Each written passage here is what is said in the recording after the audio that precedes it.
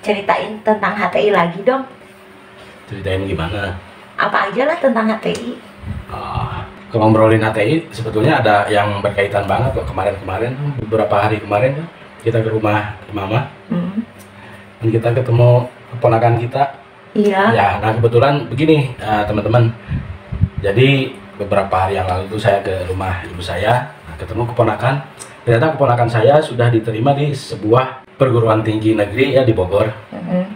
Nah kemudian cerita-cerita dia udah mulai perkuliahan, terus ngobrol-ngobrol lah tentang lingkungan, tentang pergaulan di kuliah awal ya. Iya, pas denger keterima di situ tuh kaget. Iya betul. Kenapa saya intens pengen ngobrol? Itu saya juga ngasih ya sebagai paman, sebagai om ya ngasih juga beberapa nasihat karena terutama menyangkut kampus yang sekarang dia berkuliah di situ. Cewek lagi ya? Ya apalagi cewek gitu.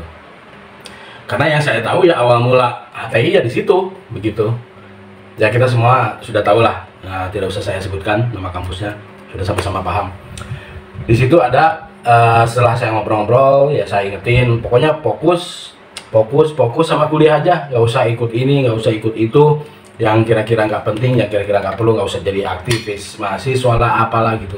Terutama juga kalau menyangkut pengajian ya, bukan berarti anti dengan pengajian ya, boleh-boleh aja, tapi harus pandai-pandai memilih dan pandai-pandai memilah kira-kira pengajian yang mana nih. Nah kemudian saya kasihlah beberapa bocoran nih yang begini nih, jangan diikutin. Pada intinya ada 5 hal yang saya ingatkan bahwa ketika seseorang mendekati kamu, ketika seseorang mencoba ya katakanlah mendakwahi kamu untuk ikut kegiatan pengajiannya, nah ada setidaknya ada 5 hal yang bakal dia sampaikan.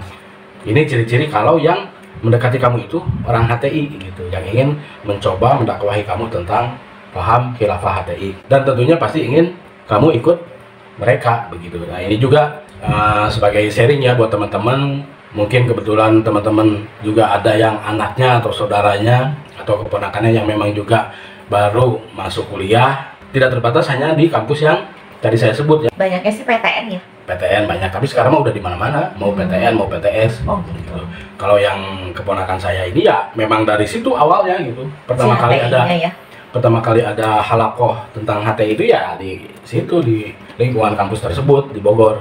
Boleh juga untuk diingatkan tentang 5 perkara ini nih, 5 hal ini yang bakal coba untuk disusupkan nih ke pemahaman target-target dakwah mereka. Yang pertama adalah mereka akan menyinggung tentang hilangnya kehidupan yang diatur oleh Islam dalam kehidupan terutama di negara ini dan di keseluruhan dunia internasional pada umumnya gitu. Jadi mereka akan mencoba mengemukakan sebuah fakta bahwa kehidupan Islami yang diatur dengan peraturan hukum Islam secara kafah ini sudah hilang di dalam kehidupan kita sekarang. Itu yang pertama. Kemudian yang kedua bahwa memahamkan tentang keharaman nasionalisme yang menyebabkan keutuhan khilafah dan bahwa itu diatur oleh kafir dan lain-lain lah oleh musuh-musuh Islam seperti itu. Kemudian yang ketiga adalah keharaman demokrasi dan keharaman untuk mengikuti segala sesuatu yang berasal dari demokrasi. Artinya demokrasi dan semua turunannya itu akan mereka haramkan. Kemudian yang keempat adalah menjelek-jelekan pemerintahan dengan segala kondisi, fakta dan realita di negeri ini, semua kekurangan, ketidakberesan itu akan dibesar-besarkan. Bahkan kalau sekarang ya terkadang mereka juga memakai fitnah ya, memakai hoax dan lain-lain untuk semakin menyudutkan pemerintahan, untuk semakin menyudutkan pemimpin negara seperti itu, termasuk juga semua aturannya. Dan yang kelima adalah dari 4 permasalahan tadi, mereka akan kemudian tawarkan solusi, yaitu khilafah begitu. Jadi ada 5 hal yang pertama-tama akan coba mereka susupkan kepada target-target dakwah mereka seperti itu. Polanya sama ya? Ya polanya sama ya, pada intinya secara umum ya ada 5 perkara itu, 5 hal itu yang akan coba mereka masukkan ke dalam pikiran target dakwah mereka seperti itu. Nah yang jadi masalah begini, saya sering mendapati komen-komen dari teman-teman di channel ini kalau bicara tentang HTI, banyak yang apa ya, kalau dibilang sompral atau sok merasa sudah paham, kemudian rata-rata suka bilang begini, tenang, kita mah udah tahu begini, nggak akan mempan sama kita mah. banyak orang yang berkata seperti itu. Padahal kenyataannya ketika terjadi kita tidak tahu. Kita seringkali tidak tahu bahwa ada bahaya pemahaman yang mencoba untuk memasuki otak kita, pemikiran kita, dan pemahaman kita dari orang lain. Karena apa? Karena pendekatan mereka itu tidak serta-merta langsung mendakwahkan misalnya 5 perkara tadi. Tidak.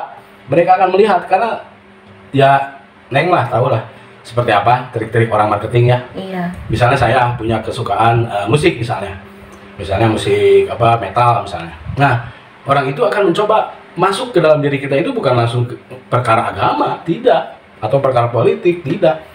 Mereka akan melihat kesukaan kita, dan itu adalah salah satu jalan masuk begitu. Dan itu yang tidak kita sadar, karena kita merasa oh ada teman yang sama-sama suka misalnya musik metal, pasti pembicaranya diawali dari situ, dan tanpa sadar pelan-pelan mereka mulai memasukkan. HTI itu orang-orang pintar, biasanya akademisi ya? Ya. Kebanyakan ya? Kebanyakan mereka juga di eksak, di bidang ilmu eksak gitu. Jadi bahaya banget sebenarnya. Kadang-kadang saya suka pengen ketawa juga ya, karena ya pengalaman saya dulu ya, orang-orang yang tadinya anti bisa kok saya dakwahkan, dan bisa kemudian ikut jadi masuk di dalam halakoh saya. Itu saya mengalami. Iya. Nah, juga lah, makanya kalau ada teman-teman yang anaknya, saudaranya, keponakannya baru kuliah dimanapun di Indonesia ya berhati-hati, karena mereka sudah ada di mana-mana gitu. Caranya gimana tuh? Tanya, banyak komunikasi kan, ada ya, banyak komunikasi. Ya, ketika kita komunikasi gitu dengan anak kita atau saudara kita, ya kita ngobrol gitu. Karena sekarang dengan kondisi mereka sudah dinyatakan sebagai organisasi terlarang, maka sudah pasti pengajian mereka akan dilakukan secara sembunyi-sembunyi, tidak akan terbuka.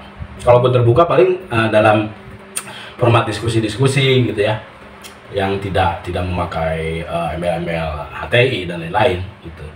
Kadang-kadang membahas tentang ekonomi, tapi ujung-ujungnya nanti ke sana gitu, seperti itu. Kalau soal pendekatan, ini saya pengen cerita ya, sebagai analogi. Saya pernah membeli sebuah barang elektronik yang biasanya dijajakan oleh marketing atau sales door to door. Jadi ketika saya membeli itu, terus ada teman yang ngetawain gitu. Iya, kamu beli itu ya, yang itu ya, yang keliling teh ya, katanya. Begitu kata si teman saya itu. Iya, emang kenapa? Ah, lu mau aja dikibulin, mau aja dibohongin sama sales. Emang kenapa? Ya itu kan trik mereka aja, padahal biasa aja produknya gitu. Ya udah, nggak apa-apa, gue bilang kan, saya bilang ya udah dibeli ini, emang kenapa? Ah, rumah gampang dibohongin. Udah. Tapi ternyata beberapa minggu kemudian, waktu saya main ke rumahnya, barang yang sama itu ada di rumah dia gitu. Berarti apa? Dia beli juga dari sales yang sama. Artinya apa? Kita sombong, kita sotoy gitu. Ah, kita mah nggak bakal mempan. Nggak akan kena. Iya, nggak akan kena apa pemahamannya kayak gitu. Jangan dulu so tahu, atau jangan dulu terlalu kepedean ya. Karena kita tidak tahu dari jalan mana mereka akan mendekati diri kita. Iya. Iya. Mereka tuh pinter-pinter loh. Dan saya juga kan salah satu bagian dari pasukan sales itu dulu gitu. Kita tahu bagaimana. Karena kita mengamati dulu orang per orang, karena kita itu ya kayak MLM ya. Iya. Mungkin kalau dulu sih memang kita juga sering menyebut MLD, multi level dakwah gitu. Benar. Iya. Jadi di kalangan kita dulu kita itu MLD gitu, multi level dakwah. Jadi memang target personal orang per orang itu kita punya buku catatan, target di ini si ini udah sampai mana progresnya. Itu kita bikin seperti itu. Memang bener-bener terstruktur, sistematis. Kalau ngincar orang tuh diamati dulu gitu ya? Iyalah, kita nggak langsung main gebrak gitu aja, enggak, kita pelajari. Oh, kira-kira saya bisa masuk ke si Fulan ini lewat jalan apa ya? Pelajari kebiasaannya, kesukaannya apa, hobinya. Misalnya kalau saya punya target orang Sunda, saya orang Sunda. Nah, itu dari situ bisa masuk, gitu kan? Iya. Dari sama-sama orang Sunda, bicara kebudayaan apa ya. Kemudian nanti ujung-ujungnya ya pasti ke khilafah. Begitu. Jadi kadang-kadang bukannya saya ini ya menggurui, tapi ya yang saya alami ya begitu. Dan dengan analogi tadi ya, saya beli barang diketawain sama teman, tapi ternyata dia juga beli dari sales yang sama. Nah, itulah yang terjadi gitu. Yang kebanyakan terjadi, yang sering terjadi seperti itu. Jadi tetap harus hati-hati. Tetap waspada, tetap hati-hati gitu. Mereka ada di mana-mana. Mereka ada di mana-mana. Ingat.